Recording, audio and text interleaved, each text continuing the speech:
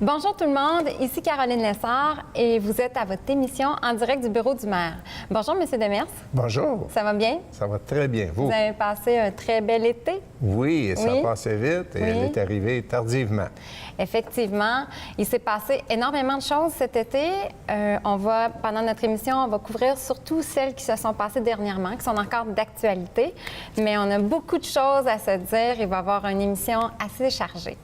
Alors, on va commencer par notre premier segment que j'ai appelé « Dans le rétroviseur » où on va passer des événements qui se sont passés dernièrement. Donc, je voudrais qu'on discute d'abord de l'environnement, parce que je sais que c'est une valeur qui est super importante à Laval. D'ailleurs, vous vous dites urbain de nature. Et vous avez fait l'annonce d'une entente de principe pour l'acquisition de 2 grandes îles, les îles aux Vaches et Saint-Pierre. Alors, pourquoi avoir fait cette acquisition-là? Écoutez, il y a une association qui s'appelle Sauvons nos 3 grandes îles qui milite depuis, je vous dirais... 2010, effectivement, et qui, avec raison, revendiquait la protection de ce bijou au niveau des îles, la nature et un bijou environnemental. Et il y avait une entente au niveau du gouvernement du Québec, la CMM et Ville de Laval de partager les coûts et d'essayer d'en faire l'acquisition. Alors, l'entente de principe qui a été négociée avec un des propriétaires des 2 grandes îles, c'est pour un montant de 21 millions. Alors, la Ville va mettre 7 millions. La CMM, 7 millions, et le gouvernement du Québec. Alors, c'est dans le cadre qui nous avait été établi. Et là, on attend l'accord des 2 partenaires. Et suite à l'acquisition, évidemment, c'est pour conservation, préserver l'environnement, mais aussi quelques sentiers qui pourront permettre aux citoyens d'aller visiter ces îles-là tout en respectant la mère nature. Alors, il y aura une entente éventuellement suite à l'acquisition avec un organisme qui s'occupe de la protection des boisés et de nos berges et de nos îles. Donc, ce sera aménagé et ouvert à tous les Lavallois qui voudront aller. Ça sera aménagé, mais l'objectif, il ne faut pas le perdre de vue, c'est de préserver tout l'aspect de l'environnement. Alors, préserver la nature, ça sera des sentiers et documentés pour que les gens ne détruisent pas l'environnement. Et là, on parle de 3 grandes îles, donc il y en aurait une autre aussi. Est-ce qu'il y a des négociations qui se font pour la 3e, qui est la Saint-Joseph, je crois? Il y a des négociations en cours. Évidemment, c'est des choses qui prennent beaucoup de temps, mais la Ville a toujours, depuis notre élection, manifesté clairement sa volonté d'en faire l'acquisition. Évidemment, il y a une question de prix, là. On gère quand même des deniers publics. Et nos partenaires aussi, qui est le gouvernement du Québec et la CMM. Parfait. Et si on reste encore dans la préservation de l'environnement ou le verdissement de la ville, il y a aussi la transformation du secteur de la station Concorde qui va commencer à la fin septembre.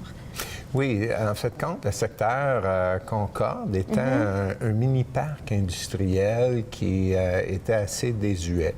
Alors, on a voulu revitaliser ça. Alors, les entreprises qui étaient sur les lieux, ou d'autres avaient des immeubles abandonnés. Pour les entreprises, on a offert des programmes de subvention pour les inciter à déménager. OK. Faire l'acquisition et revitaliser tout le quartier pour du commerce de proximité et de l'habitation. Et il y aura un parc linéaire tout le long de la voie ferrée et qui va permettre aussi à la piste cyclable qui va jusqu'à Saint-Jérôme d'être mise en valeur. Et d'ailleurs, il va y avoir un investissement de 15 millions au total d'ici la fin 2017 qui va être mis là. Et il y a eu une consultation également des citoyens en mai dernier pour savoir un peu qu'est-ce qu'ils voulaient faire de cette place-là. Oui, dans tous les modifications importantes, les investissements importants qu'on va faire dans des quartiers de la ville, on consulte la population. C'est notre façon de gérer. On n'est pas obligé de le faire. Je ne suis pas sûr qu'il y a beaucoup de municipalités qui le font, mais nous, c'est notre façon de faire. On l'a fait à Sainte-Rose, le réaménagement de la berge en arrière de l'église. On l'a fait pour le réaménagement du pont Viau. On le fait pour Concorde et dans d'autres projets aussi. Bon, alors les gens pourront se divertir avec des bacs d'aménagement sportif, pourront se restaurer aussi. Il va y avoir des produits frais, des produits locaux et se reposer, des bancs, des tables de pique-nique. Donc, ça devrait être beau on pourrait en profiter pour l'été prochain.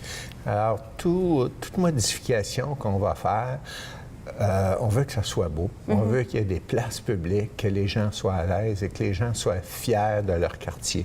Alors, vous avez vu un petit peu la transformation aux alentours de la Place Belle. Alors, c'est le modèle qui va nous inspirer.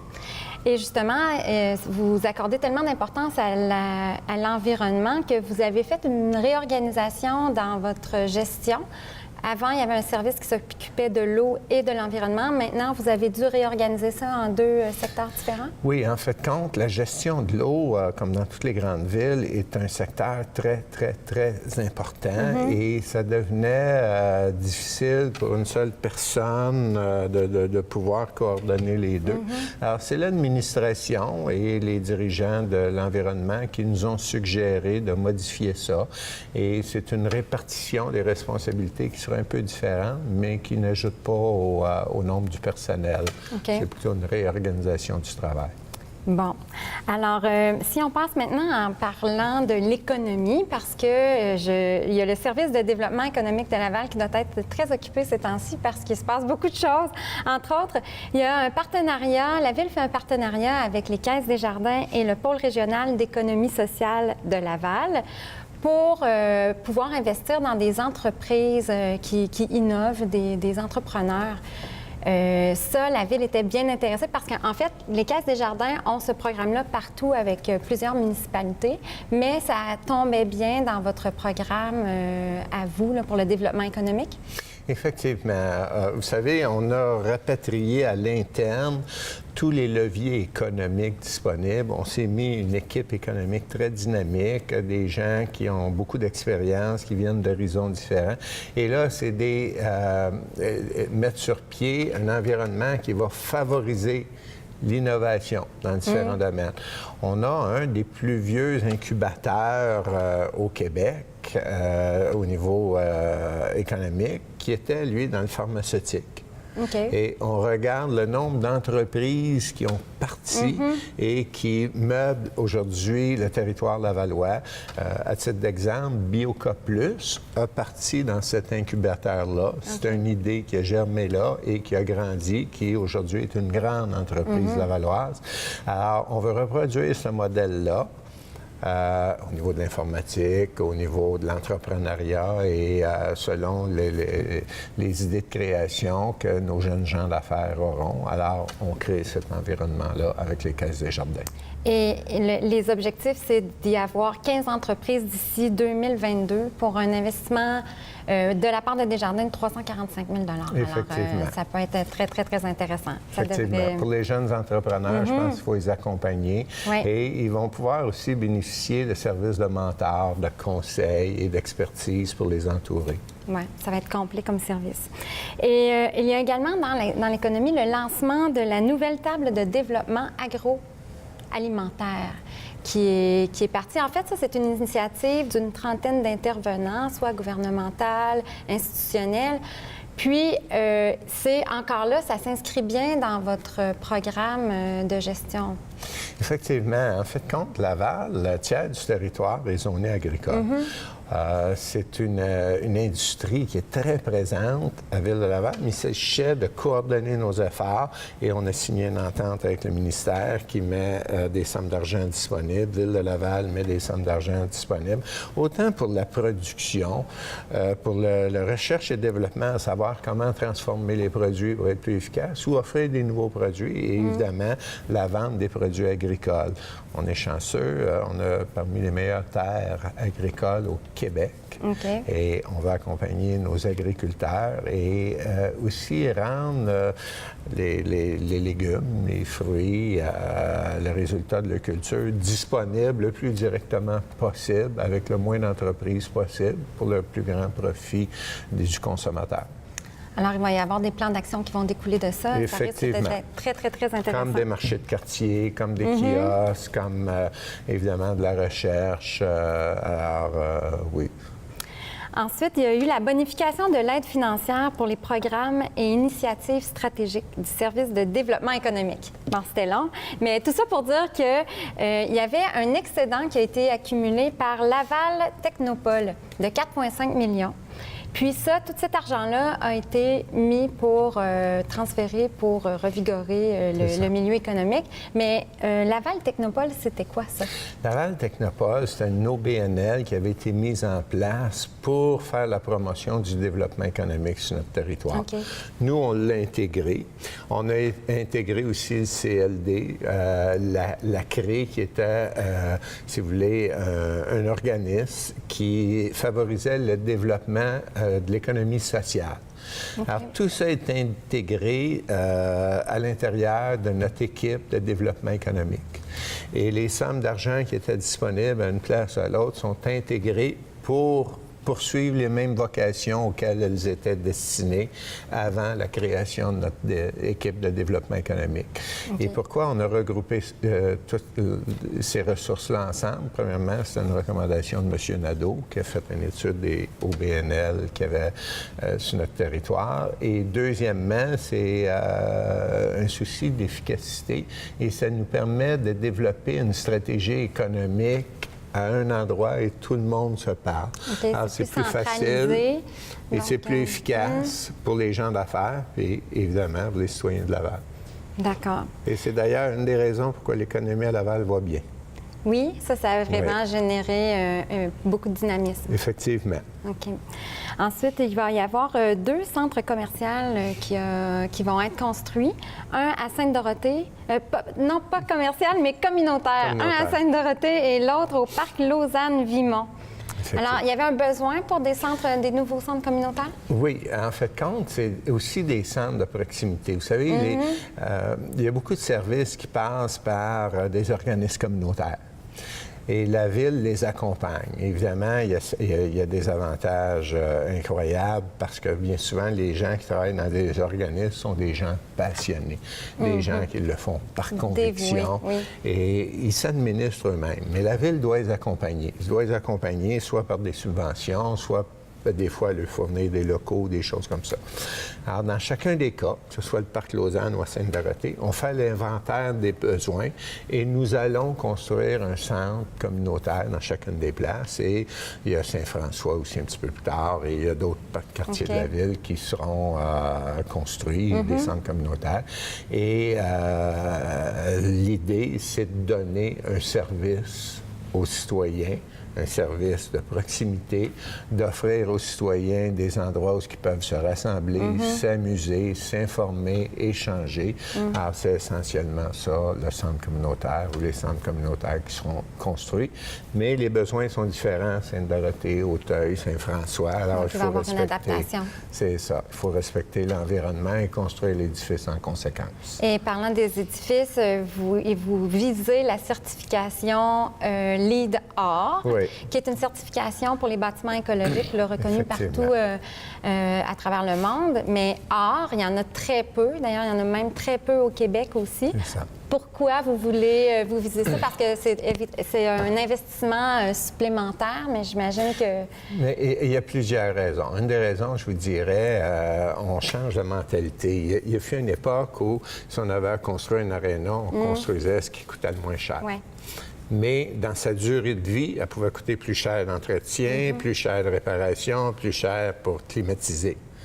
Alors, LEED Or nous permet d'avoir l'édifice le plus efficace et sur sa durée de vie, c'est pas nécessairement plus cher.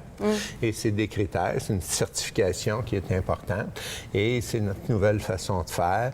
Et on pense qu'à la longue, les citoyens de Laval seront gagnants. Les gens qui vont fréquenter ces édifices-là en seront fiers, seront confortables, seront bien et sur une durée de vie, je pense que le coût sera moindre que si on construit quelque chose sans certification. un côté look et c'est assez impressionnant de voir qu'est-ce qu'on peut faire avec des bâtiments LEED art, là, avec le verre qu'ils peuvent mettre là-dessus. Et tout Effectivement, ça, là, mais souvent, c'est des concours d'architecture et les architectes, évidemment, maîtrisent, c'est des artistes de l'immobilier. Alors, et souvent, ça ne coûte pas plus cher. Au final. C'est un concept. Et un des exemples, c'est le centre aquatique. On a fait un concours d'architecture et c'est un consortium de Vancouver qui a gagné. Et ça nous permet de placer des critères comme respecter le boisé, couper le moins d'arbres possible. Et on fixe des objectifs aux architectes et ça donne de bons résultats. Et c'est de plus en plus répandu dans les grandes villes, surtout en Europe. Bon, ben, on aura ça à Laval. On aura la chance d'avoir ça à Laval. Et dernier sujet dans le rétroviseur, je veux qu'on parle du rapport de la vérificatrice générale de Laval qui est sorti le 6 septembre dernier. C'est important parce que le rôle de vérificateur général existait dans l'administration précédente, mais avait peut-être un peu moins de pouvoir. Alors, qu'est-ce que ça donne, ce rapport-là? Mais pour moi, c'est une police d'assurance. Je vous donne un exemple. Quand on est arrivé au pouvoir, une des choses, j'ai reçu la vérificatrice à l'époque, j'ai dit « Quels sont les outils que vous avez besoin pour assumer pleinement vos responsabilités? » Et là, bon, ça se traduit en deux choses, une augmentation du budget et plus de pouvoir délégué par le conseil municipal. Et pour moi, c'est un outil aussi lorsqu'il arrive des situations. Je pourrais citer plusieurs cas où j'attire l'attention de la vérificatrice, du bureau de la vérificatrice. Je dis, regardez, là, sur le plan comptable, on veut savoir ce qui s'est passé là. À titre d'exemple, à un moment donné, il y avait des sommes d'argent qui ont été ramassées, grosso modo 5 millions, par la Ville et il n'y avait aucune facture, il n'y avait aucun règlement, il n'y avait absolument rien. C'est des contracteurs, des gens de l'administration demandaient à des contracteurs des dépôts. C'était accumulé là, puis on ne pouvait pas l'associer à absolument rien. Alors, c'est nous qui avons demandé à la vérificatrice, pouvez-vous faire le tour du jardin, clarifier cette situation-là, pour qu'on puisse prendre des décisions éclairées. Alors, c'est une police d'assurance qui assure la bonne gestion, qui assure de vérifier ce qui pourrait être des points faibles et qui nous fait rapport à tous les ans. Okay. Alors, c'est important que chaque administration ait ça. Et qu'est-ce qui est ressorti du dernier rapport? Avez-vous eu des surprises ou... Il y a certaines choses qui ont sorti, à titre d'exemple, des plans qui nous manquent. Au niveau de la gestion des matières dangereuses, ça nous prend un plan un petit peu plus fort qu'est-ce qui est... Parce qu'à certains endroits, il n'y a pas de plan. Okay. Alors, il faut bien comprendre ça. On a un inventaire. Nos pompiers font un inventaire. On a des plans d'urgence. Il ne faut pas penser qu'il n'y a rien qui existe. Alors, ça, c'est une chose. L'autre chose, c'est qu'on demande à tous les ans de faire un rapport sur le suivi des recommandations des années passées. Les autres. Et ça, je peux vous dire, quand on est arrivé en place, je pense que c'est 24 grosso modo, seulement des recommandations qui étaient suivies. Et là, on augmente d'année en année, puis on est rendu, je pense, pas loin de 50 des recommandations qui sont réglées. Qui sont adressées. Alors, ça, c'est important. C'est très important parce que ça donne un suivi. Ça veut dire que ça ne reste pas dans l'oubli, les recommandations qui sont là-dedans. Il y a un suivi et ça nous permet de corriger nos faiblesses. Et dans une administration de 3 500 employés, il y a des faiblesses, c'est normal. Comme partout ailleurs. Effectivement. C'est d'y adresser. Et je ne sais pas si j'oublie quelque chose de très intéressant en mois de septembre qui s'est passé, mais peut-être l'ouverture du Centre Bell aussi?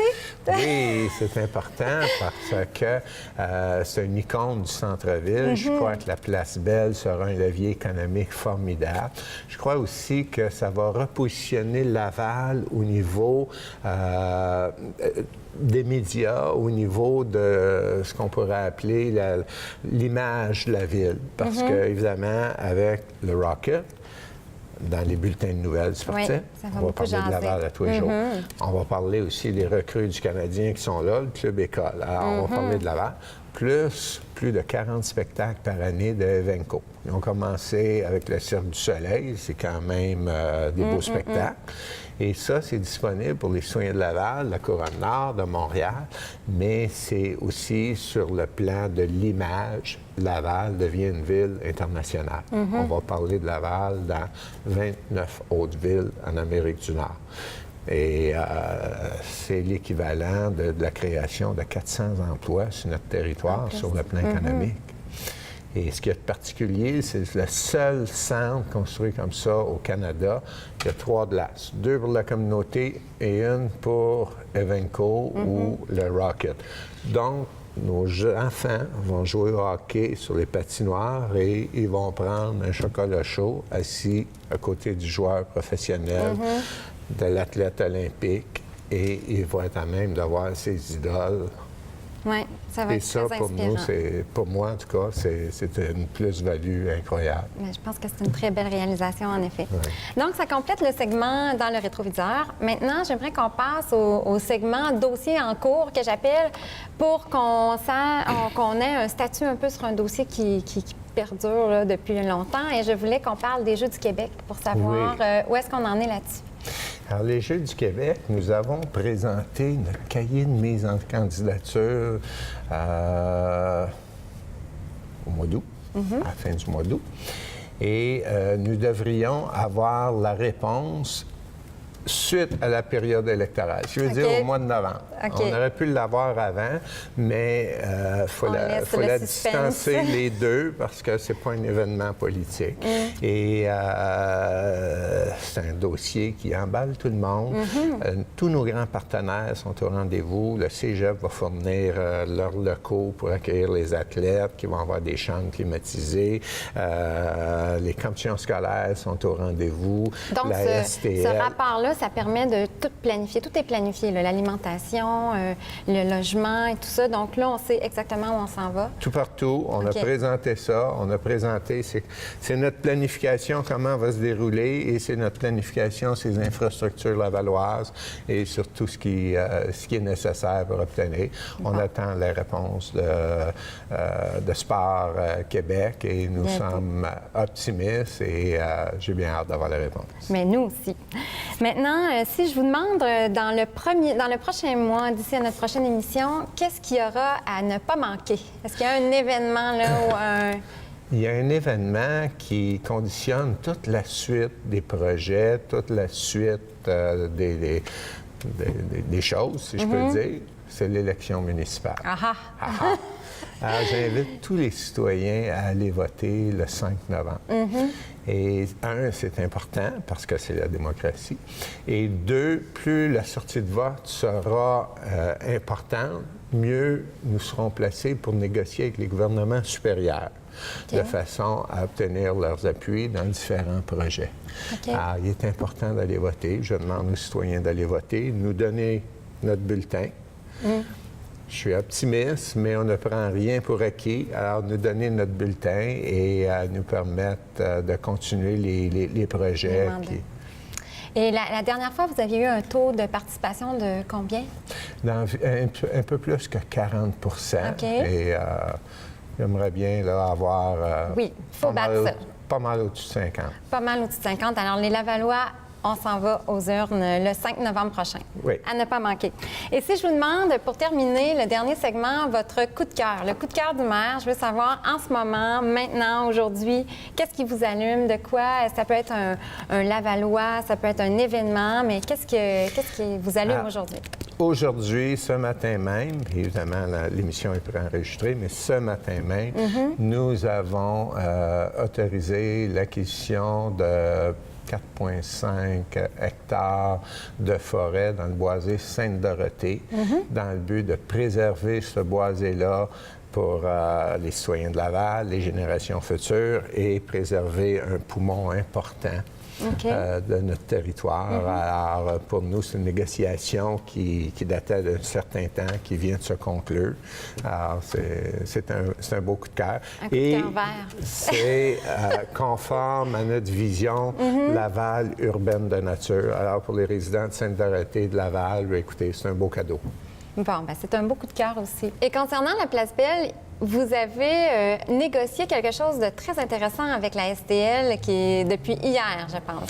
Effectivement, ça se négociait depuis un certain temps et c'est un nouveau service. La STL va devenir le transporteur officiel du Rocket. Qu'est-ce que ça veut dire, pratico-pratique?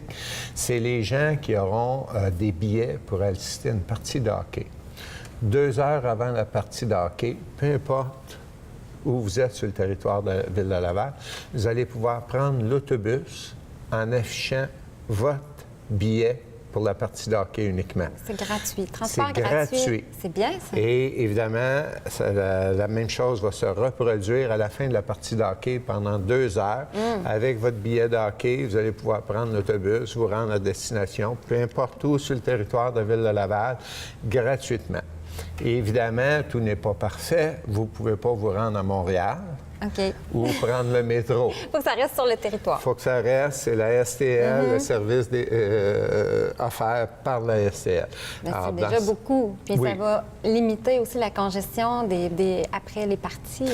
Alors, effectivement, ça rend la circulation plus fluide. C'est un service supplémentaire et on est toujours en train de réfléchir comment faire preuve d'innovation dans la gestion de la balle, autant pour la Place Belle, les spectacles et avec Evenco. Alors ça, c'est en soi une bonne nouvelle. Est-ce que ça va être la même chose pour les spectacles ou c'est seulement avec le Rocket? Là, pour l'instant, c'est seulement avec le Rocket. D'accord. Mais on discute avec Evenco. Il y a des discussions. On regarde ça. Bien, parfait. Alors, merci beaucoup, M. Demers. Ça termine l'émission. Merci à vous à la maison d'avoir été avec nous. J'espère que vous avez apprécié l'émission. On se donne rendez-vous le mois prochain.